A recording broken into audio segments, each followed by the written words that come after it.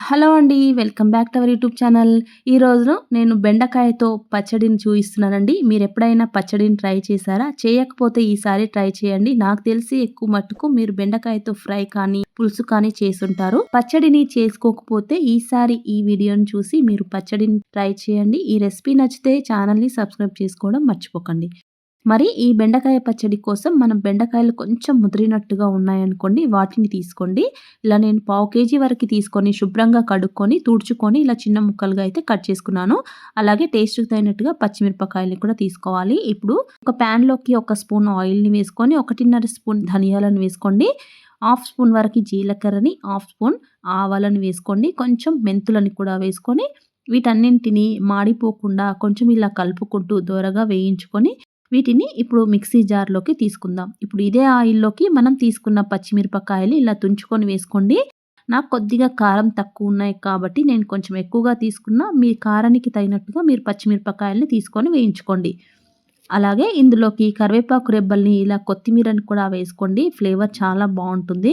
వీటన్నింటిని కొంచెం ఇలా వేయించుకొని ఒక 2 వెల్లుల్లిపాయల్ని కూడా ఇలా కట్ చేసుకొని వేసుకొని ఫ్రై చేసుకోవాలి. అలాగే కొద్దిగా ఇలా చింతపండుని కూడా కడుక్కొని వేసుకొని కొంచెం ఫ్రై చేసుకోవాలి. ఇవన్నీ ఫ్రై అవ్వగానే ఇప్పుడు ఇందులోకి టమాటో కూడా వేసుకోవాలి. ఈ టమాటో వేసుకోవడం వల్ల పచ్చడి మరింత టేస్టీగా ఉంటుంది. నేను 2 టమాటాలను అయితే వేసుకున్నాను. కొంచెం పుల్ల పుల్లగా పచ్చడి బావుంటుంది. టమాటాను కూడా వేసుకున్న తర్వాత ఇప్పుడు సాల్ట్‌ని వేసుకుందాం. 1 స్పూన్ సాల్ట్‌ని అయితే వేసుకొని వీటన్నింటిని కొంచెం ఇలా కలుపుకుంటూ బాగా ఫ్రై చేసుకోవాలి. టమాటో కొంచెం మెత్తబడాలి. ఇలా టమాటా కొంచెం మెత్తబడగానే వీటిని కూడా మనం ముందుగా పప్పులనైతే వేయించి పెట్టుకున్నాం కదా! అదే మిక్సీ జార్‌లోకి వేసుకొని కొంచెం చల్లారనివ్వాలి. ఈలోపు మనం ఇదే కడాయిలోకి మళ్ళీ ఒక స్పూన్ ఆయిల్‌ని వేసుకొని, మనం కట్ చేసి పెట్టుకున్న బెండకాయ ముక్కల్ని వేసుకొని వీటి లోపల జిగురు పోయేంత వరకు బాగా ఫ్రై చేసుకోవాలి. అలాగే హాఫ్ స్పూన్ వరకి పసుపును కూడా వేసుకొని, ఇలా బెండకాయలనైతే మంచిగా ఫ్రై చేసుకోవాలి. ఇలా ఆయిల్‌లో మంచిగా బెండకాయని ఫ్రై చేసుకున్న తర్వాత ఇప్పుడు మనం ముందుగా మిక్సీ జార్‌లోకి వేసి పెట్టుకున్న పచ్చిమిరపకాయలు, టమాటో, ఈ ధనియాలు వీటన్నింటిని అయితే కొంచెం కోర్స్‌గా మిక్సీ పట్టుకోవాలి.